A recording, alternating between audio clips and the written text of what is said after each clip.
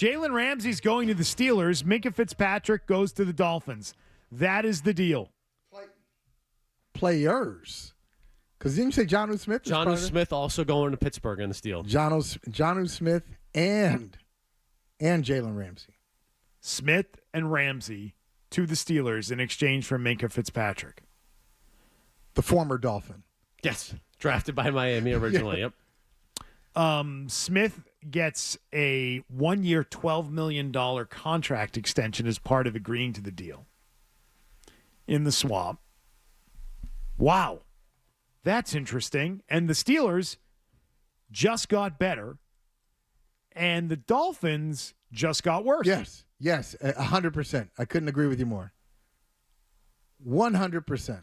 I was going to say, if you look at the Steelers, even though I'm sure some people here aren't all fired up about Aaron Rodgers, so they had Mason Rudolph as their quarterback until a few weeks ago, and then it became official. So they go from Mason Rudolph, a quarterback, to Aaron Rodgers, Jalen Ramsey, who I was surprised. I was saying to Beetle during one of the breaks, I think Jalen Ramsey's 35 years old. He's not. He's only 30.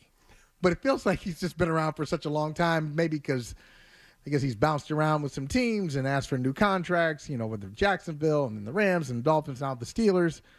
But Jalen Ramsey, a hell of a corner still. He's not a safety. He's a corner, a big corner who played every game last year. And then Jonnu Smith, you didn't love him here, but kind of figured it out last year with Miami.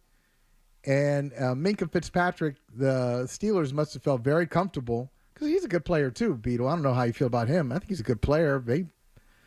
They would rather have Ramsey and Smith than Fitzpatrick. So the Steelers have added 2 players today in an offseason that they added DK Metcalf. Forgot about him. And also added Aaron Rodgers. Yeah.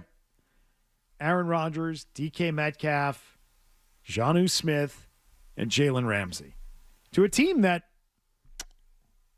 was not bad last year. Right. They were not a bad team. They didn't even have a quarterback, and they were not a bad team. Who's still counting that as a win for the Patriots on their schedule? I'm just curious who would be counting that as a win.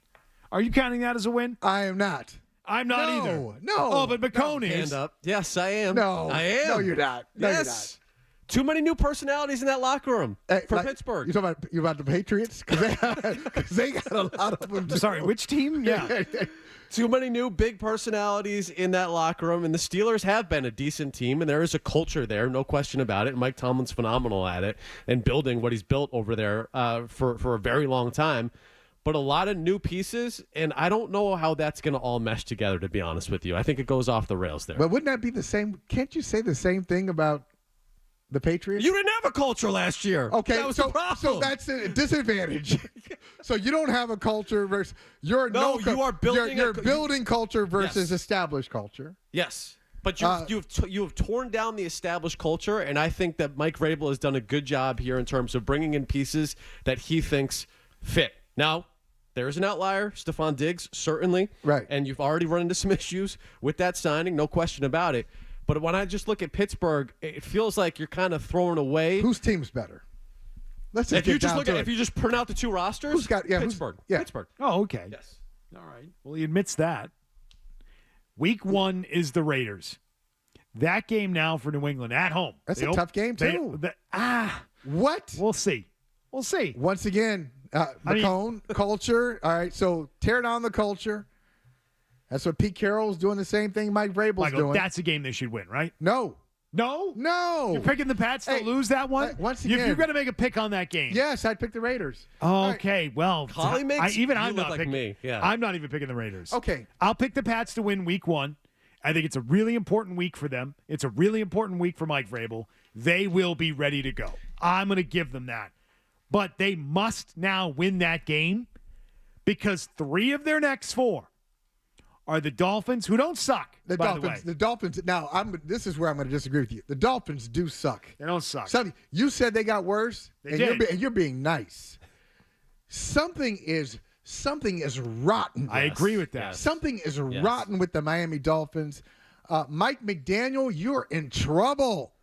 Chris Greer, you're in trouble. But it's September, 14th down there? I know, but I could see. I'm picking the Patriots at Miami. The Patriots have a tough time down there in mid-September. Put it on the board. Put it on the board. Okay. There's a W. All right, fine. W. He's getting 5-0 coming out of that. Fine. Then we're just going to swap games 1 and 2. Exactly. Right. One of those, you cannot start 0-2. Right. Yes. You are in deep doo-doo if you start 0-2. Because, again, it's Raiders, Dolphins, Steelers now. Loss. Big L. Panthers, they suck. And then the Bills. Who don't suck. Who do not suck. No. And they are at home on Sunday Night Football, that is, October 5th. And they're going to smash the New England Patriots that night. They're going to reassert their dominance in the AFC East that night. Because it will mean something to them again. Right. It will. Yeah. It hasn't meant anything to them in several years. Maybe since 2020, the win game, right? So they 21. Yeah. Patriots win the win game, then they come back and like, okay, oh really? And they beat them down at Gillette, and then we know what happened in that playoff game. Right. So you made a bunch of moves this offseason. Yeah. Oh, you think your quarterback's pretty good? You think you're going to compete in this division? Well, guess what? You're not. So it's been a long time. It's really, I'd say it's 4 years. It's been 4 years since Buffalo looked at the Patriots and took them seriously. The Patriots have not been a threat to the Bills. And maybe they won't be a threat to them now, but they'll look at them and say, okay, you've got a really good head coach in Mike Vrabel. You've made some moves. You got a program, and we think you know what you're doing. You know how to defend us. All right, I'll take you seriously. But I think Miami. I'm going to say this. Miami is at the bottom of the division for me. Below the Jets. Yes, because the Jets. That's tough. What? I don't understand. The Jets are so slept on. I think the Jets still have more talent than the Patriots, by the way. Yes. Really? Yes. The Jets offensive line is superior still to the Patriots offensive line. They've actually invested in their O-line the last 3 or 4 years. Yep. They have at least one receiver who's better than anybody you have. Garrett Wilson, yep. They've got one running back or two, depending on how you feel about Braylon Allen, better than anybody that you have. Defensively, the front seven is very good. So, yeah, I think the Jets are more talented than they have more talent than the Patriots. Now, can Aaron Glenn coach? I don't know. He came over, first-time head coach, and he's got a first-time offensive coordinator from Detroit. I don't know what they're going to do. I am not, even though he's a Buckeye, I'm not that high on Justin Fields as a starting quarterback. So I would think that Drake May is a better quarterback, should be a better quarterback than Justin Fields. But overall, if you did that whole list, whose talent would you take? The Jets or the Patriots? I take the Jets. Is that a crazy take? Am I hot taking on a Monday? A little bit. I'm not even trying to. Here we go, hot take. I'm not even trying to hot take on a Monday. You don't think the Jets are more talented than the Patriots?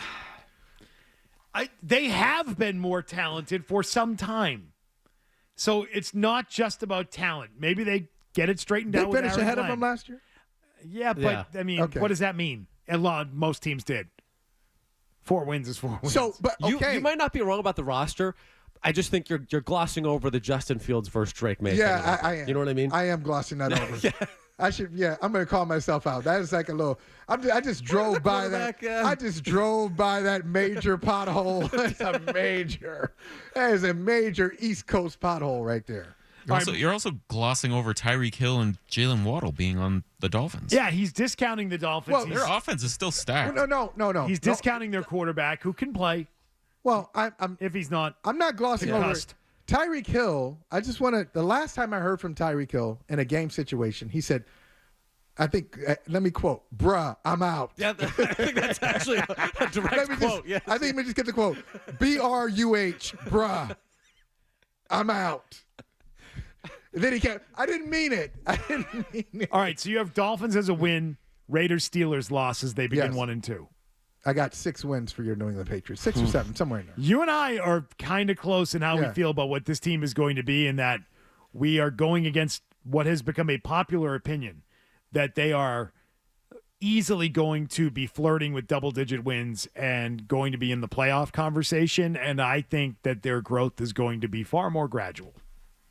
But it doesn't yeah. happen overnight gradual. in this league. It's significant. It's you've established that program, that culture that you're talking about, McCone. All these good things are happening, and you've built some good habits, and maybe you're like Drew Bledsoe in 1993, where you win 5 games. But he didn't win any more his second year. But everybody's excited. And then the second year, they make the playoffs. Oh, what was it, 95? In 95, they fell back. That's the one I'm thinking of. Separated shoulder, the whole thing. Yeah. Players play on Sunday. The great quote from Bill Parcells. They were 6-10 in 95. When they asked him, hey, why are you – back when Ed Harding was a sports guy, he was going at Parcells. Why'd you play him out there? Why'd you play him? He's got a separated shoulder. And he's going back and forth. And then finally Parcells said, because players play on Sunday. That's why. So that's a little old school approach. But yeah, they over that 3-year period, 5-11, 10-6, 6-10. That's what happens to young teams that are figuring it out. And I think the Patriots would be in that category.